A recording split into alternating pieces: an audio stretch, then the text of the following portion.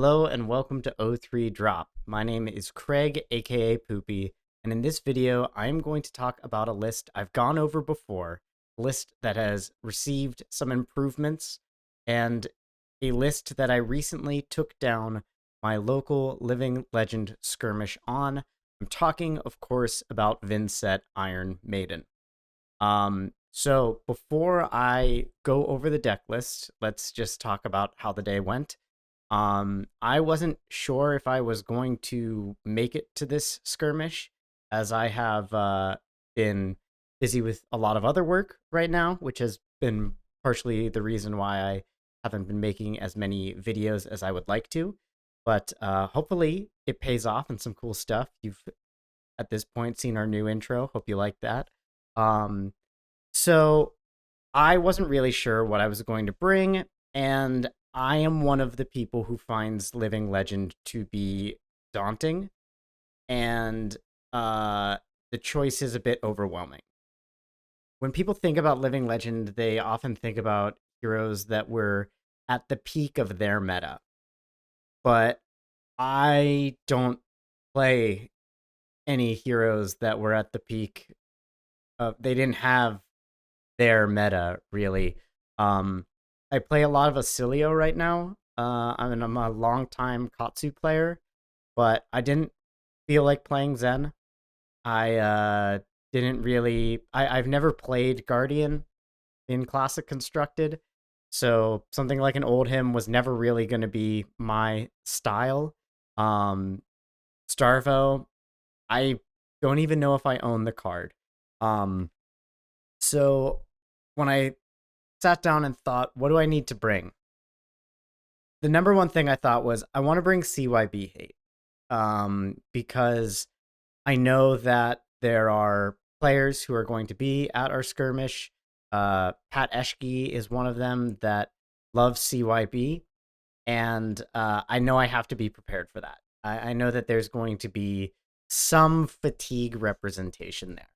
I had the wrong call on what he would end up bringing, but I do believe his deck was still on the 9 copies, and it was important to have. Then I also wanted to bring a deck that could withstand ice. I'm not really sure where Ice's place is in Living Legend right now, but I did want to make sure that that was something I was considering. Then I considered, what am I going to do about illusionists? It's been a while since we've been in a meta where making sure you bring poppers to a matchup is crucial. You know, Prism exists right now, but Enigma doesn't really care so much about poppers. He's not running many illusionist attack actions with Phantasm. So I said, okay, well, I want to make sure I have that. I want to make sure I have something to take care of ice. I want to make sure I have some life gain hate. And I also said, I want to have something that has disruption, and I want to have something that can race. And so that was what was on my mind when I said, let's ball. Let's ball. It's time to play some Vynnset.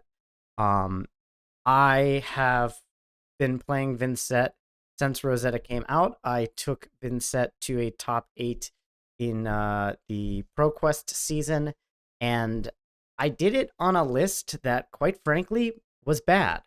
I made a video about that list. You go back and you watch it, it's bad. The reason why it is bad is it runs far too few Runegate cards. And I had a lot of practice playing on Talishar, and it felt fine. But as soon as I got into paper, I realized what exactly I was doing wrong, and I needed to up the Runegate cards substantially, which meant cards that I thought were tricky and cool, like the card that lets you opt 3 Blood Tribute. Yeah, you don't need to run that card. You need to run Runegate cards. Instead of searching through the top 3 cards of your deck for a Runegate card, it's a lot better to just draw a Runegate card. The exact text on those cards isn't always what's important. It's just making sure that you continue to send threats from your banish zone.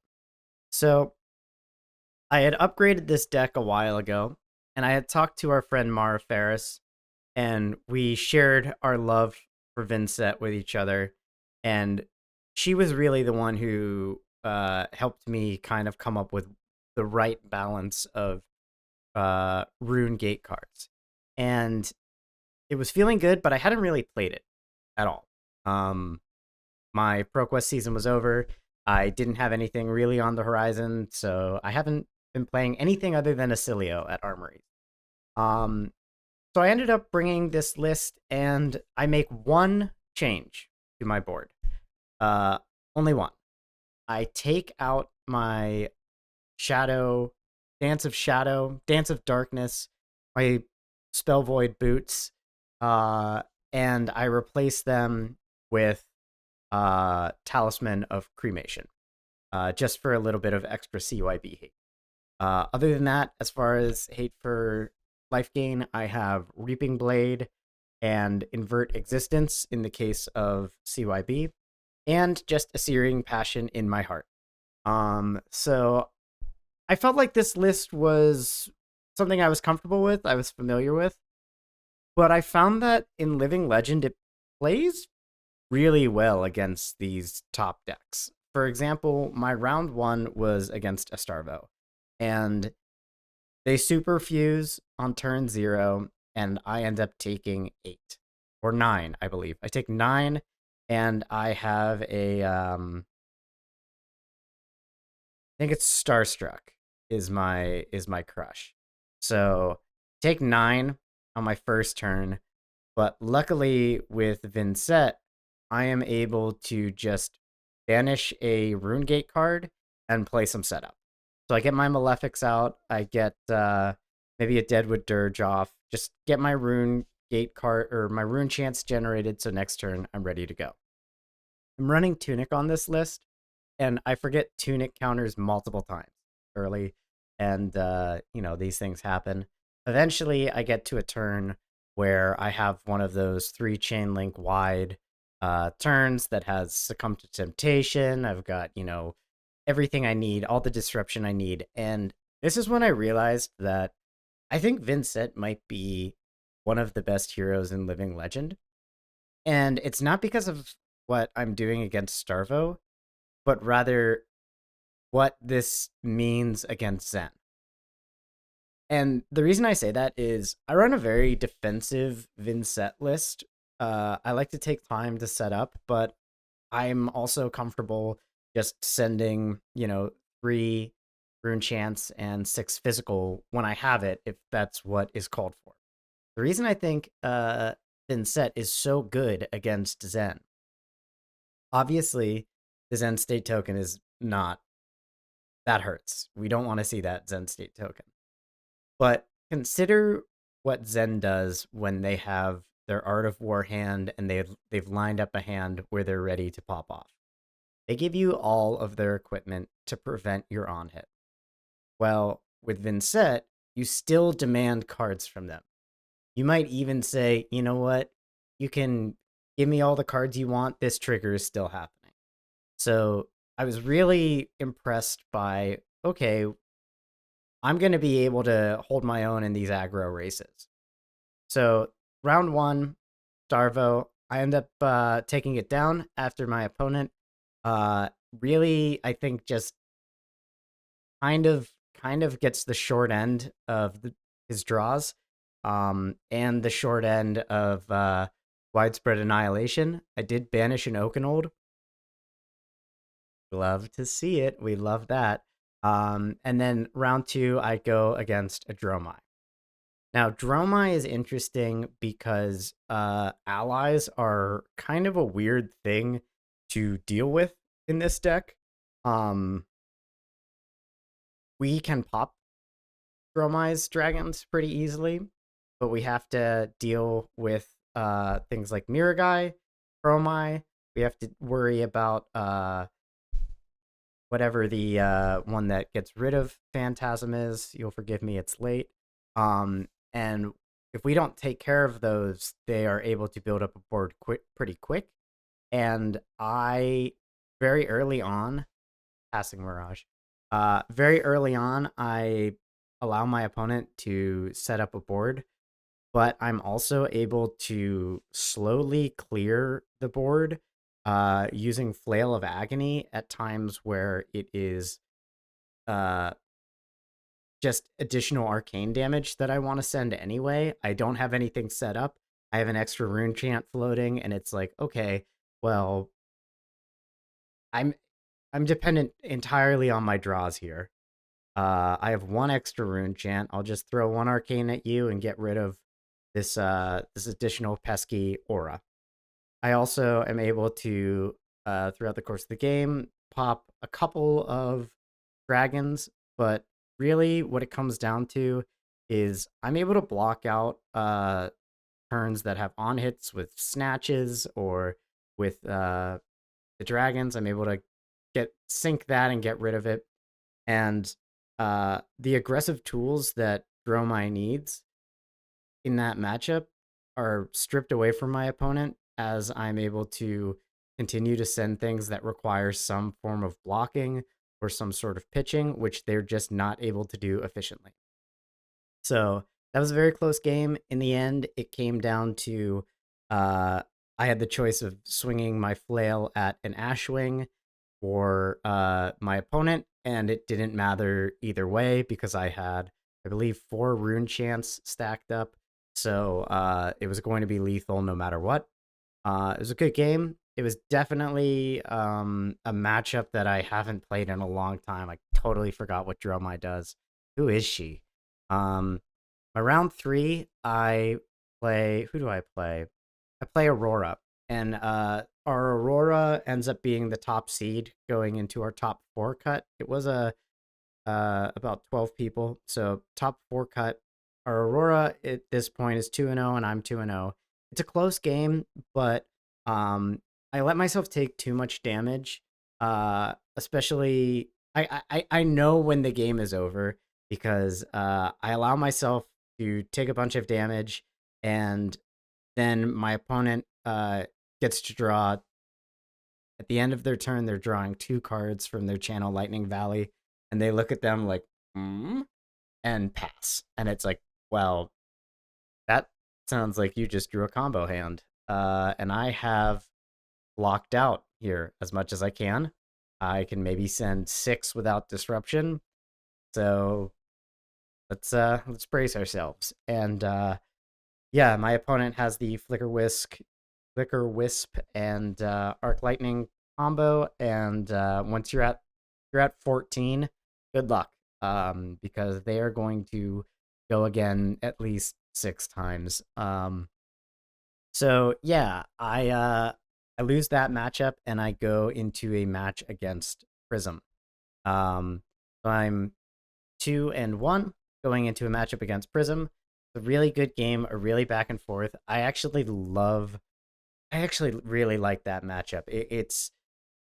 I wish that we had time to play with it with both of them in CC, and I hope that we see that in Monarch 3's draft. I think it would be really cool to have original Prism. No, they would never do that. But it is a fun matchup, and definitely if you're looking for a thematic matchup, try original Prism versus Vynnset. So the game is pretty close. I do have a bunch of defense reactions in my deck. I have block cards.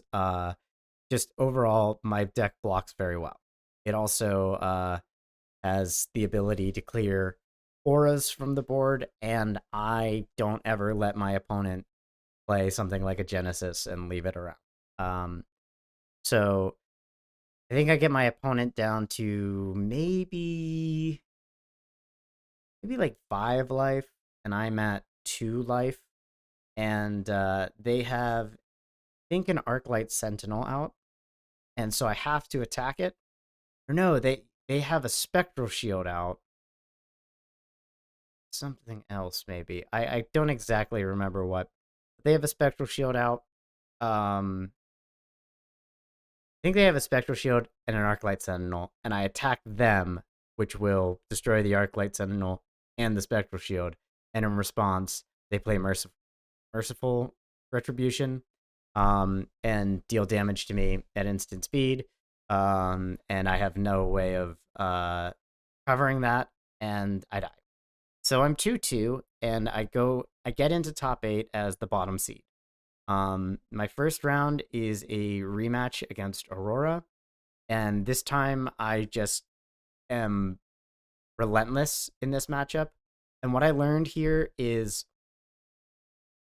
Grasp of the Arknight is not the call in this matchup. I thought for a long time that I just want this block value and I just want to block out Aurora until they have a weird turn and then send it back. But what I learned was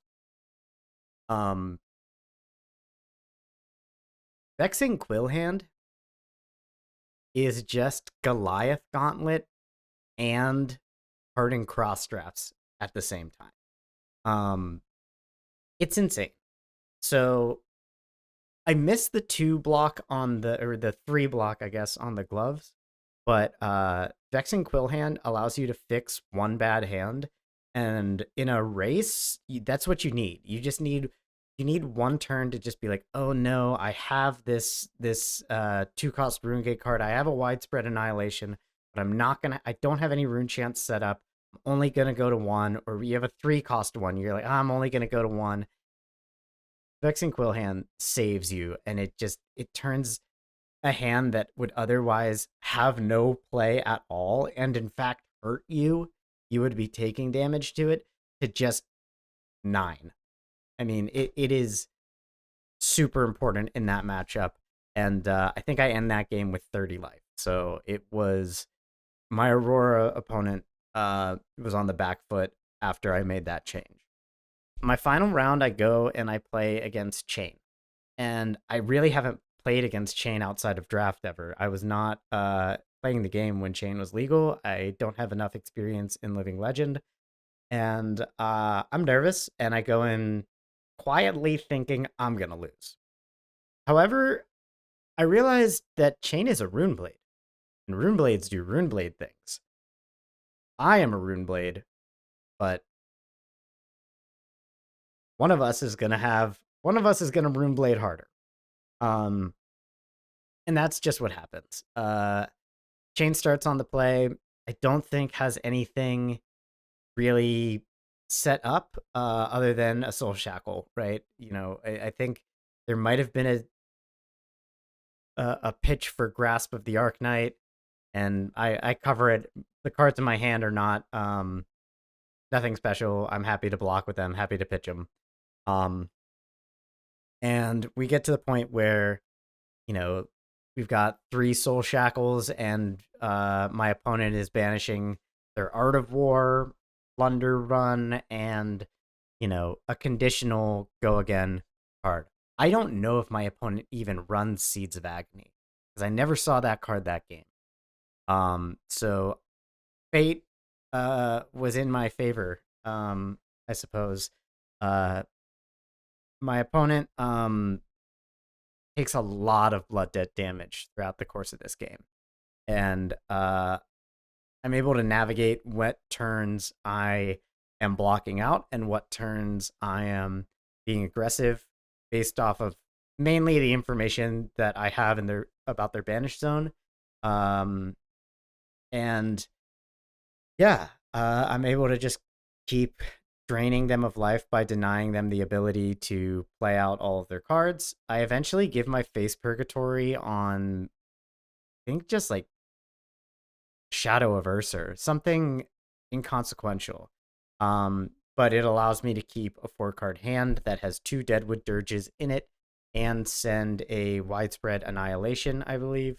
And so, yeah, I think my opponent played 2 or 3 Plunder runs, none of them from Arsenal. So they were having an awkward time getting their hands together, or, you know, to align. And Vynnset doesn't actually have that as much as other Rune Blades. And I'm surprised how much people talk about Vynnset's hands as if they're horrible. They're actually fine. So now I will transition over to the deck list, and it's going to be very quick. I might put the deck list link in the description. This is a live deck list, changes all the time.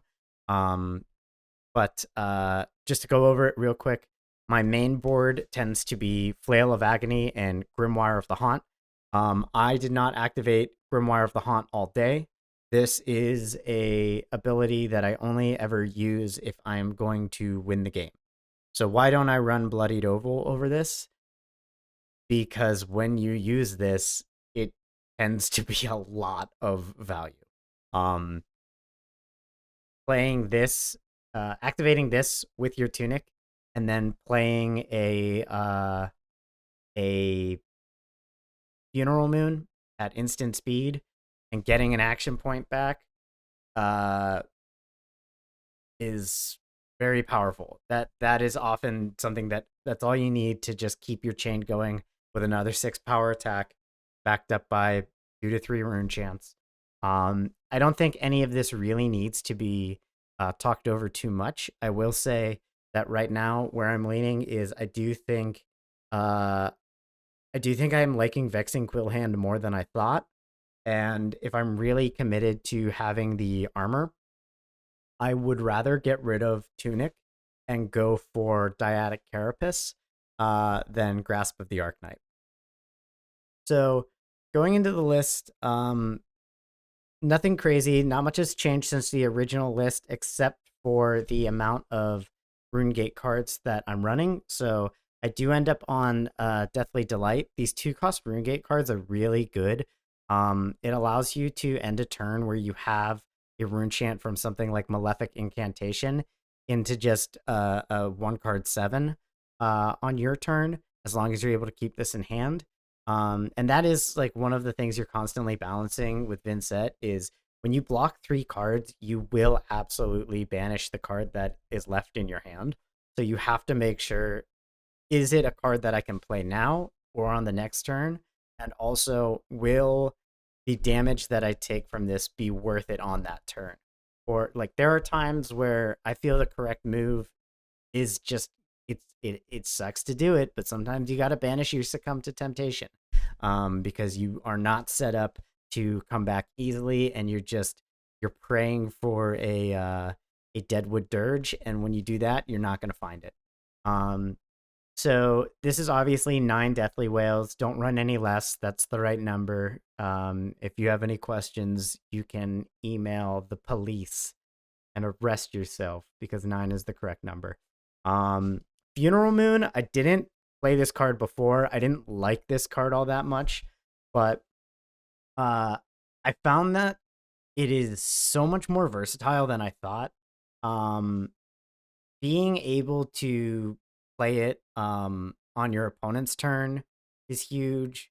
Being able to play it from Banish Zone, being able to give it go again with your Eloquence tokens that you make off of Eloquent Eulogy.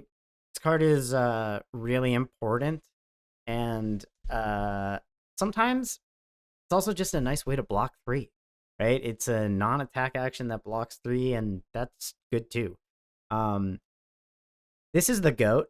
This is the best card ever. This card is so insane, and it is to me, this card like separates great players and good players on their reaction of reading this at first. Like all the great players I know read this card and were like, this card is crazy. And then I read this card and I was like, man, this is okay, but I wanted something cooler in my draft.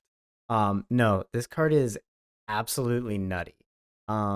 Gets around Overpower, helps you get around Dominate, helps you get around Arcane, it makes you a rune chant.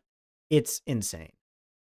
This is one of the cards that just has the downside of you can never arsenal this card. So you really want to make sure to get use out of it.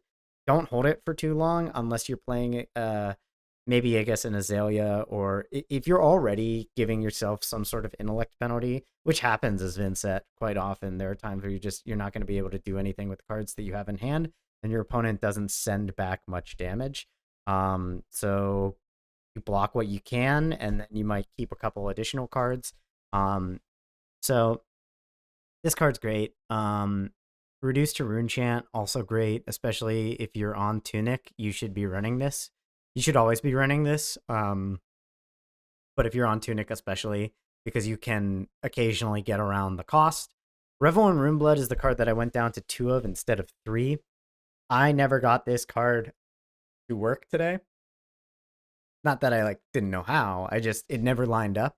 And at first I was like, am I really gonna go down to 2 Revel and Runebloods? Yeah, it felt good. I'm happy that I did that. Uh Same with Runeblood Incantation. This seems like, well, of course, why would you ever go down on Runeblood Incantation? Well, because it cost 1 and pitching in Vynnset is bad. It also blocks 2, which I was teasing a friend of mine today for thinking every card that blocks 2 is terrible. And another player across the room was like, 2 blocks are cancer bad. I can't really argue against that. Actually, when you put it like that, they do be bad. But they make up for it in other ways. Specifically, this card makes up for it. Because we're running less Runeblood Incantations, I do run this just as a way of being able to tutor one out, but also to be able to tutor out Malefic Incantation is very important. At early game, I tutor out Runeblood. I think I see this turn 1 against. Maybe I see this turn 1 against Starvo, and I would rather have 1 Rune Chant every turn, and just in case I'm not really following up anything, I suppose. The benefit of having this instead of Malefic, you get 1 additional verse counter out of it, kind of, because it doesn't go away when it has 0, which allows you to Deadwood Dirge it. So this just kind of gives you more time to find your Deadwood Dirge and have a spiky turn. Phantom Banshee, I love. I didn't really think I wanted to play this card. This was not in my original list. And it's actually great, right? Turns out, if you can do a 1 card 10, you should.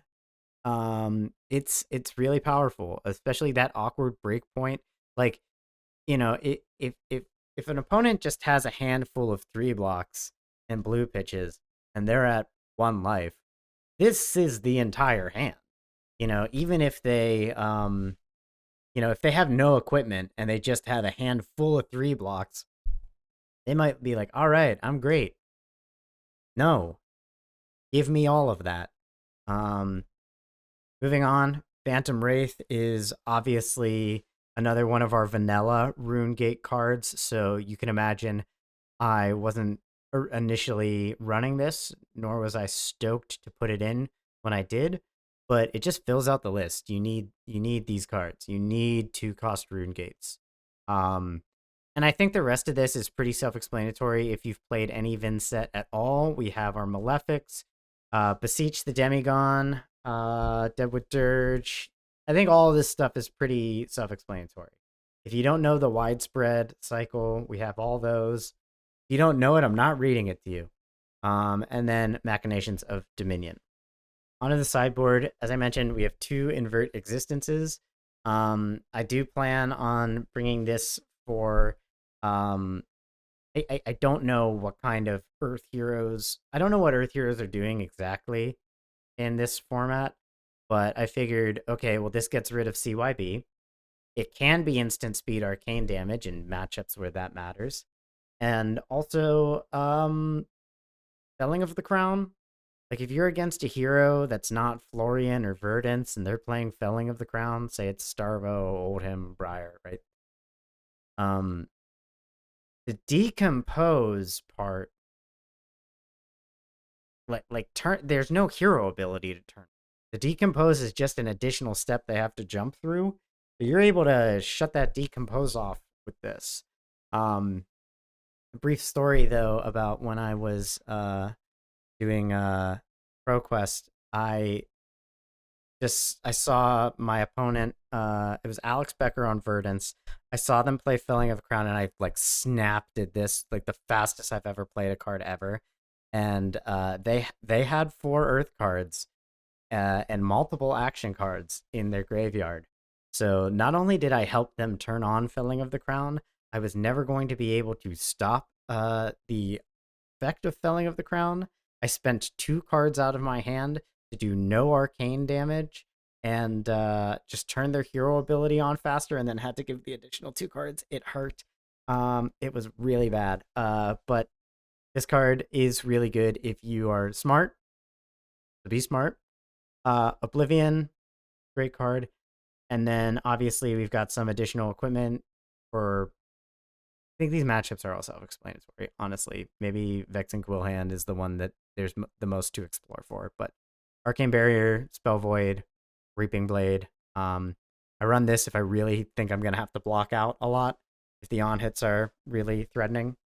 And like I said, Talisman of Cremation is the only card that I added to the list, and I took out my Dance of Darkness. And then the only other thing I want to say is I ran Oblivion in all of my matchups, and I ran 67 cards all day. It felt fine. So in the end, my matchup against Chain was really good. It's a close match, but they just did the shadow thing for themselves, and I did end up giving away the cold foils to my opponent because they are a local judge who judges all of our events, and I was just sort of in the Christmas spirit, spirit of giving, and just wanted to thank them for their work they do for the community. I know they get paid, they get packs and all that, but it's nice to just. I don't want to play Terra. No, I'm not. I own Terra. I don't need a cold foil Terra. Yeah, I could sell it, but like, I don't know, Christmas gift. Here, have it. Um, then in my packs, in my box of Rosetta that I got, I put a nice little Marvel sigil of temporal manipulation. So maybe I'll start playing that in Cilio. Anyway, that's all for this video. Make sure to check out later on the channel. We should be having our interview with none other than LSS's Carol from the dev team coming out shortly. So hope you like this one, and I will see you in a future video. Bye!